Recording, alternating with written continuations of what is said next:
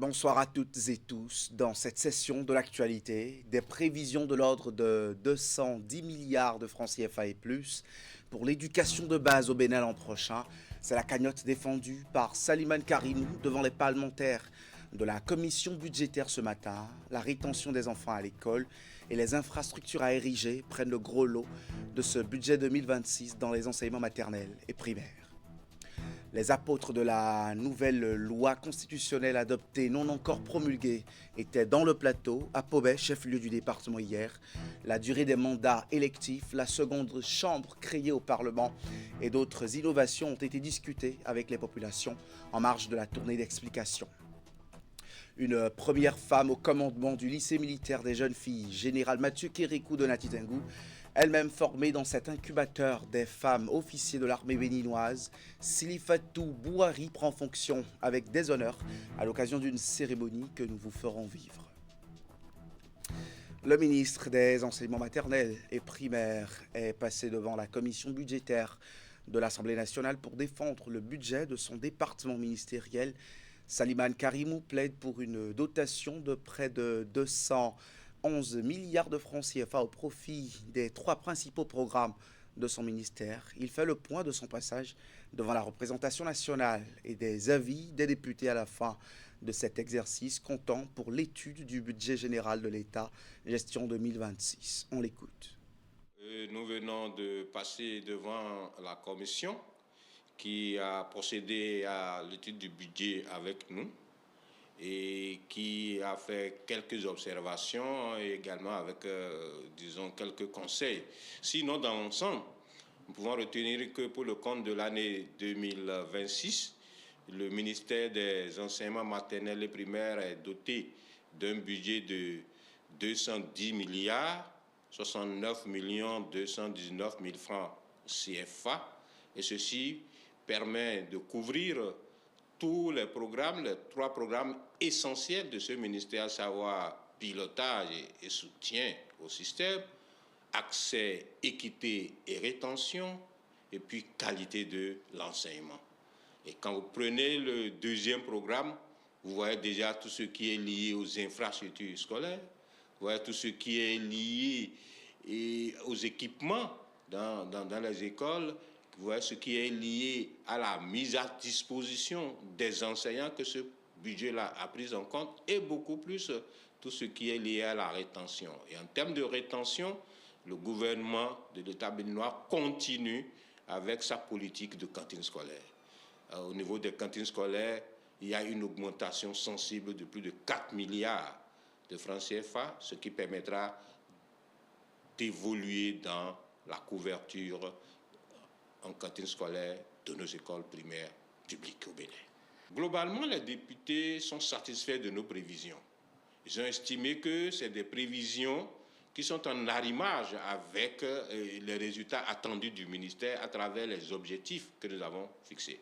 Cependant, et comme dans toute entreprise humaine, ils n'ont pas manqué d'avoir des préoccupations pour que nous puissions aller beaucoup plus en avant, donc améliorer ce qui se fait déjà. Quand je prends le volet, par exemple, des aspirants au métier d'enseignant, alors les députés sont revenus plusieurs fois sur la question de leur reversement, ce dont nous avons donné l'assurance comme quoi le gouvernement a pris cette décision, le gouvernement ne le recule pas, et tout ce qui se fait jusqu'à aujourd'hui, c'est question de modalités, et les modalités sous peu vont trouver leur compte et ils ne seront pas jetés à la poubelle, ces enseignants aspirants qui ont donné le meilleur d'eux-mêmes pour garantir la qualité de l'enseignement au Bénin. Le budget du ministère des enseignements secondaires, techniques et de la formation professionnelle de l'an prochain passe du simple à plus du double.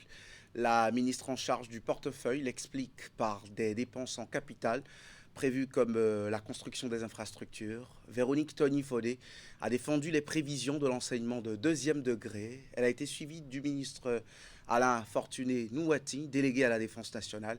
On écoute les deux membres du gouvernement.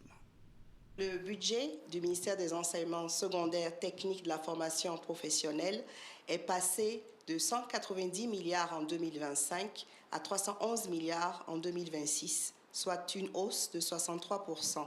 Cette hausse est portée par les dépenses en capital qui sont passées de 57 milliards à 182 milliards.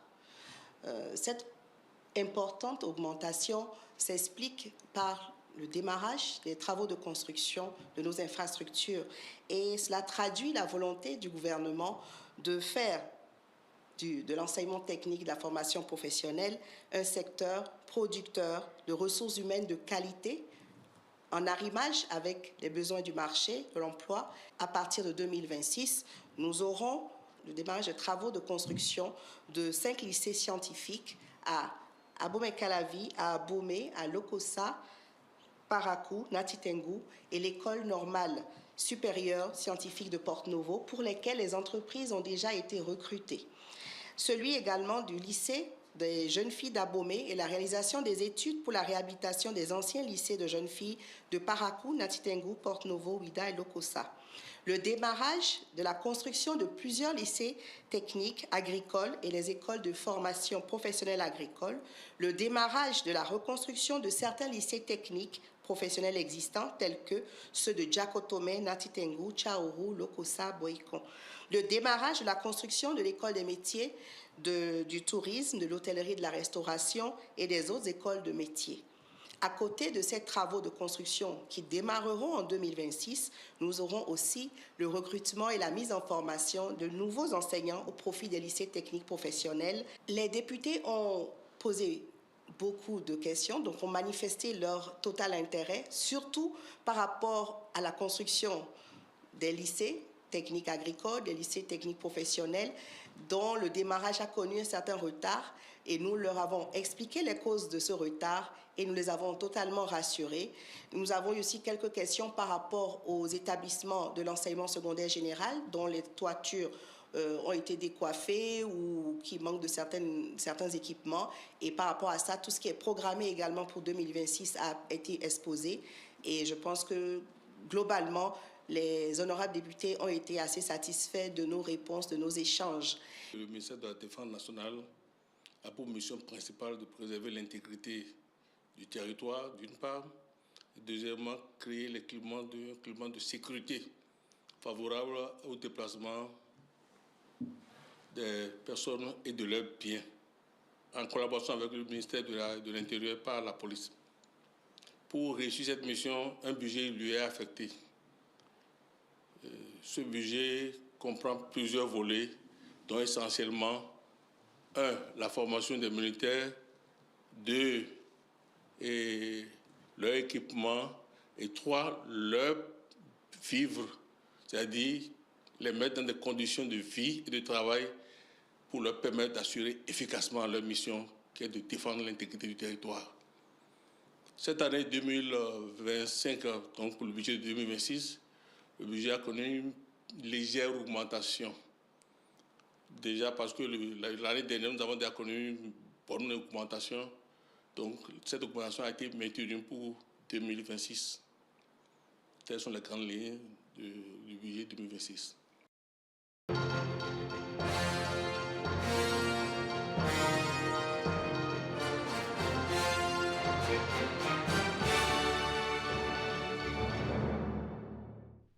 Dans le cadre de la tournée d'explication sur les enjeux de la nouvelle révision de la Constitution, une délégation gouvernementale appuyée par les partis de la mouvance présidentielle a rencontré hier les populations de la commune de Paubert, instauration du Sénat, mandat de 7 ans pour le président de la République et autres élus, interdiction de la transhumance politique.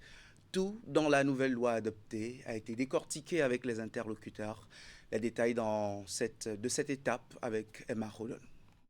Pour éclairer les populations de la commune de Paubert sur les tenants et les aboutissants de la révision constitutionnelle intervenue le 14 novembre dernier, le président de l'Assemblée nationale, Louis Vlavonou, le secrétaire général adjoint du gouvernement Benjamin Dako ainsi que le ministre conseiller Janvier Yawedéou ont conduit les échanges. Pourquoi l'instauration du Sénat?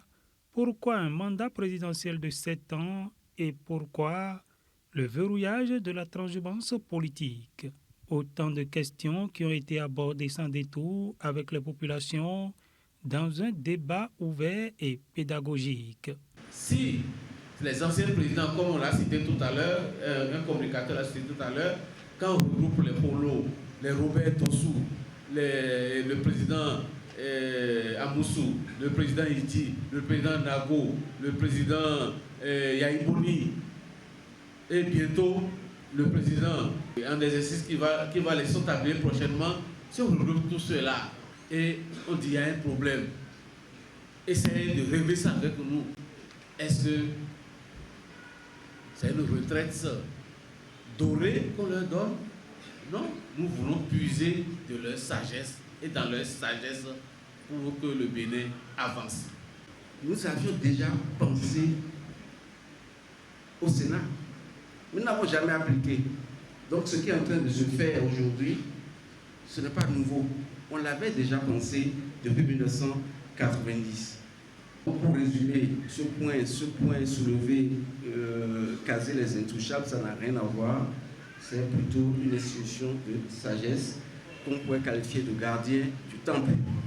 Notre constitution désormais dit que ce n'est pas possible. Ce n'est plus possible aujourd'hui de faire de la transhumance politique. Vous êtes membre d'un parti politique, par ce canal, vous atteignez un poste électif, vous devez y rester. Autrement dit, lorsque vous démissionnez de ce parti, vous perdez votre place comme élu. C'est ça ce que ça signifie. Au terme des échanges, les populations de Pobé et environ disent avoir mieux compris les enjeux de la réforme. Une séance utile donc qui aura permis de dissiper les principales inquiétudes. Une délégation de parlementaires et autres acteurs politiques était avec les populations de l'arrondissement de Godomin ce week-end. Ces habitants de la commune d'Abomey-Calavi ont eu droit aux explications du président de la commission des lois de l'Assemblée nationale en personne. Les points saillants de la loi modificative ont été exposés aux participants, appelés à leur tour à répandre les nouvelles dans toutes les communautés. Reportage sur place. Au premier rang de cette opération de vulgarisation de la nouvelle constitution, Orden Aladati, président de la commission des lois de l'Assemblée nationale. À ses côtés, d'autres parlementaires, le ministre de la Santé, le préfet de l'Atlantique et plusieurs élus locaux. Ici, à Godomé, ils expliquent point par point les nouvelles modifications apportées à la Constitution ainsi que les mobiles de sa révision. Un acte qui alimente les débats et engendre des interrogations au sein de la population. Le gouvernement a souhaité, avec les députés de la majorité présidentielle, faire une tournée de vulgarisation afin d'expliquer aux populations le contenu de ce texte qui n'est rien d'autre que les points saillants devant aller dans les intérêts de nos populations et pérenniser les acquis de la démocratie et engager les élus dans le processus de développement. Devant autorités religieuses, artisans, conseils municipaux et associations de jeunes, la délégation présente le nouveau texte comme un levier de renforcement de la stabilité des politiques publiques. Un discours auquel adhèrent les participants. Selon moi, c'est déjà une très belle chose. Moi, déjà, le Sénat, c'est quelque chose que j'entends déjà dans plein de pays, surtout les pays anglophones. Donc, c'est une très bonne initiative, selon moi. J'ai retenu les nouvelles lois qui sont votées tout récemment. Et j'ai aimé vraiment le développement du ministre et ses collaborateurs. Avec les vendeurs d'illusions, la population avait peur. Et avec cette sensibilisation d'aujourd'hui, je crois que la population saura quoi dire. Donc, à leur tour maintenant, d'aller sensibiliser les autres pour ceux qui sont venus écouter ici. Je dis d'abord merci au président Patrice Talon pour tout ce qu'il a fait pour ce pays. Et nous allons essayer quand même de faire en sorte que tout ce qu'il nous a laissé comme héritage soit quand même entretenu. Après l'étape de Godomé, la délégation poursuit sa tournée de vulgarisation dans d'autres localités de l'Atlantique, jeudi et vendredi prochain.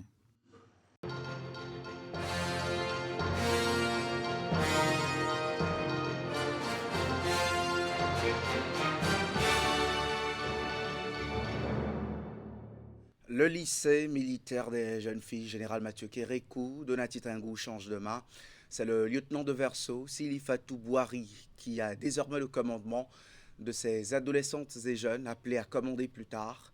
Elle a officiellement pris service à l'occasion de la célébration des 25 ans de la création de ce lycée. La cérémonie a été présidée par le ministre délégué en charge de la Défense en présence du haut commandement militaire, Alassane Harouna.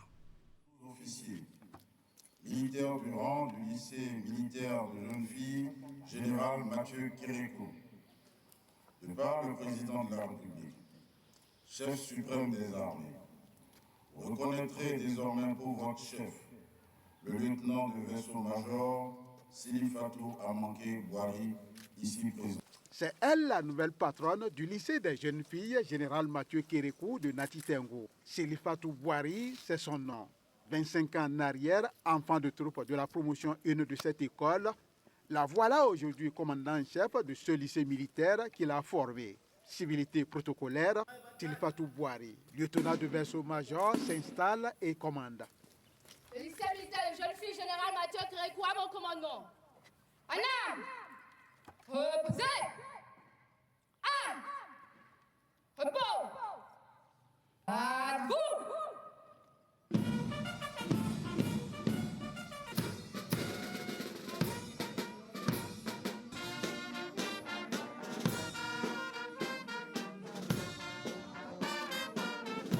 C'est un jour mémorable pour cet ancien enfant de troupe qui prend les rênes de l'institution qu'il a formée au moment où celle-ci célèbre les 25 ans de son existence. Et pour la confiance placée en elle par le haut commandement militaire, elle est bien consciente des défis à relever. J'exprime également toute ma gratitude au haut commandement militaire pour la confiance placée en moi afin de conduire cette école qui a tant donné à la nation. Je suis consciente des défis qui m'attendent et je puis vous assurer que je m'y consacrerai avec détermination, discipline et loyauté. Dans sa mission de promouvoir l'excellence au sein de cette école de formation militaire, le lieutenant de vaisseau-major peut d'ores et déjà compter sur la discipline et la loyauté de ses apprenants. À l'occasion de ce jubilé, nous réaffirmons notre volonté d'honorer cet héritage, de poursuivre la marche vers l'excellence et de mériter la confiance que vous placez en nous. Port d'attributs aux nouveaux enfants de troupe de la 26e promotion qui viennent d'intégrer l'école et la pose symbolique de la première pierre pour la construction d'un forage d'eau offert par l'amicale des anciens enfants de troupe d'Afrique vont mettre un terme à cette cérémonie. Les membres du sous-secteur de l'énergie procèdent à la validation des rapports provisoires pour l'élaboration de politiques et de stratégies de promotion du gaz pétrole liquéfié GPL au Bénin. C'est à l'occasion d'un atelier organisé par le ministère de l'Énergie, de l'Eau et des Mines en collaboration avec la CEDEAO. Cette rencontre de 72 heures est à son deuxième jour aujourd'hui à Cotonou. Elle va permettre de s'assurer du contenu des rapports en termes de complétude et d'alignement sur les objectifs de politique énergétique du gouvernement béninois. Florence Bossa et Moufid Saboura. L'assainissement du cadre institutionnel et réglementaire du sous-secteur énergétique et la distribution de façon équitable du gaz de pétrole liquéfié préoccupent le gouvernement. Les différentes parties prenantes du secteur énergétique au Bénin font ici des observations puis des suggestions. Ceci dans le but d'améliorer les rapports provisoires relatifs à l'élaboration d'une politique et d'une stratégie de promotion du gaz de pétrole liquéfié au Bénin. L'atelier de validation qui nous réunit aujourd'hui constitue donc une étape décisive. Cet atelier offre un cadre privilégié d'échange, d'analyse et de contributions techniques pour améliorer les documents proposés. Vos observations permettront de renforcer la pertinence de la politique et de la stratégie nationale afin de promouvoir un accès élargi au gaz butane dans le respect des normes de sécurité et de contribuer ainsi à la réduction de la pression sur nos forêts. Le gouvernement béninois est soutenu dans ses efforts d'approvisionnement en produits pétroliers par plusieurs organismes partenaires, notamment la communauté économique des États de l'Afrique de l'Ouest. Celle-ci réitère son engagement à continuer d'œuvrer aux côtés du Bénin. La Commission a pris l'initiative de mettre l'accent sur des actions concrètes avec un impact concret et rapide sur l'amélioration des conditions de vie de nos populations. C'est, je crois, la première forme de visibilité que nous puissions avoir. Impacter nos citoyens pour qu'ils puissent savoir que la CEDEAO travaille directement pour eux. Et c'est dans cette perspective que l'accès aux services énergétiques modernes, notamment les services d'électricité et de cuisson propre, sont inscrits au rang de priorités régionales. Cet atelier s'inscrit dans le cadre de la volonté du gouvernement de rendre accessible une énergie plus propre et abordable aux populations, ce qui répond à une demande énergétique croissante. Les membres de la conférence administrative départementale du Mono étaient en session ordinaire cette semaine pour débattre d'un certain nombre de sujets touchant à la vie des populations. Il a surtout été question du projet de supplémentation nutritionnelle de 1000 jours instauré par le gouvernement et le point sur la consommation des crédits délégués aux structures déconcentrées. Voici le résumé des travaux avec Narcisse Alosset et Florent Do. Les départements du Mono. Quels sont les résultats de l'exécution à mi-parcours du projet de supplémentation nutritionnelle de 1000 jours dans le département du Mono? Cette interrogation a fait l'objet d'une séance d'échange au cours de cette deuxième session ordinaire de l'année de la conférence administrative départementale. Le projet est conçu par l'État central pour améliorer l'état nutritionnel des enfants de 6 à 23 mois. De façon spécifique, nous ciblons 75% des cibles adultes qui sont les femmes enceintes et les femmes allaitantes, mais également 15% des cibles enfants âgés donc de 6 à 23 mois. Mais en dehors de ça, nous allons fournir donc des capsules de vitamine A et déparasiter les enfants, par le biais des vermifuges. Et ici, dans le Mono, 2036 cibles sont déjà supplémentées, surtout dans la commune de Bopa, désignée comme commune pilote. L'Agence nationale de l'alimentation et de la nutrition est ici en quête de l'adhésion des membres de la CAD pour réussir sa mission. L'autre sujet abordé au cours de cette session est relatif au point de la consommation des crédits délégués au niveau des structures déconcentrées. Et en matière de consommation, les résultats quand même sont éloquents. Nous avons atteint au niveau départemental un taux de consommation base engagement. À la date du 30 septembre, nous avons atteint un taux de 80,28%. Et c'est relatif donc de toutes les structures de notre juridiction administrative.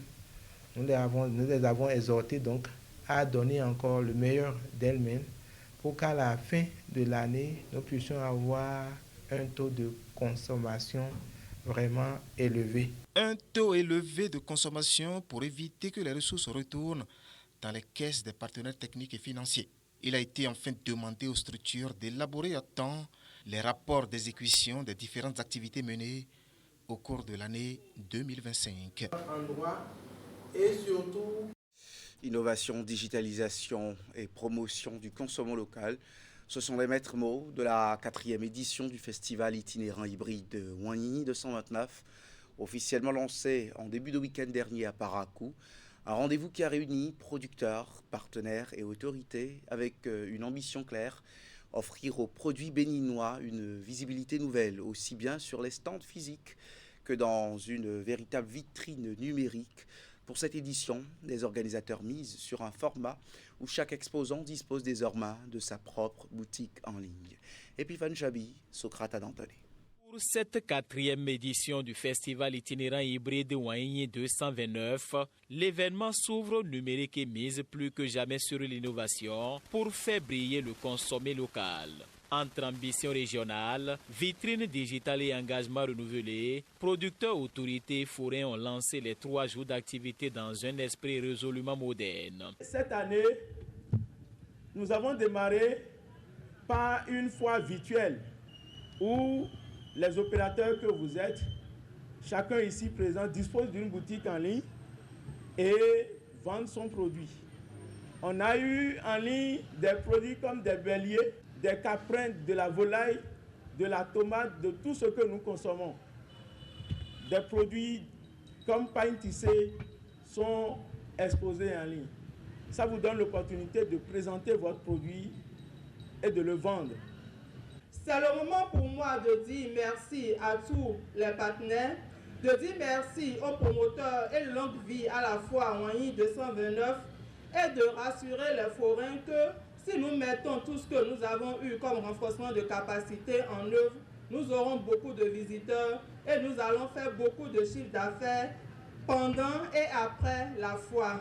Moment fort de la cérémonie, le directeur départemental du commerce et de l'industrie du Borgo Rufus Saré a été consacré grand ambassadeur du consommation local. Il a encouragé les producteurs à innover davantage et a rappelé l'engagement de son département qui met chaque année plus de 110 stands gratuits à disposition des exposants.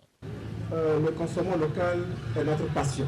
Et promouvoir le consommation local, c'est une folie pour nous et qui fait que chaque année, nous travaillons aux côtés des entreprises pour accroître la visibilité de nos entreprises qui osent.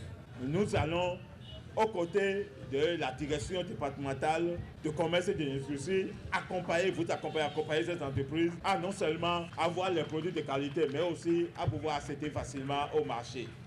Le festival Ouanyi 229 se poursuit jusqu'au 23 novembre à Parakou, avant de prendre la route de Cotonou du 28 au 30 novembre, toujours porté par la même dynamique, innover, valoriser et faire rayonner le savoir-faire béninois. Fin de ce journal, merci de l'avoir suivi. À 20h, vous prenez le rendez-vous de l'info continue présidentielle 2026. Le taux de participation est un défi pour les candidats et leur soutien. C'est le thème en débat. Merci d'être avec nous sur Canal 3 Bénin.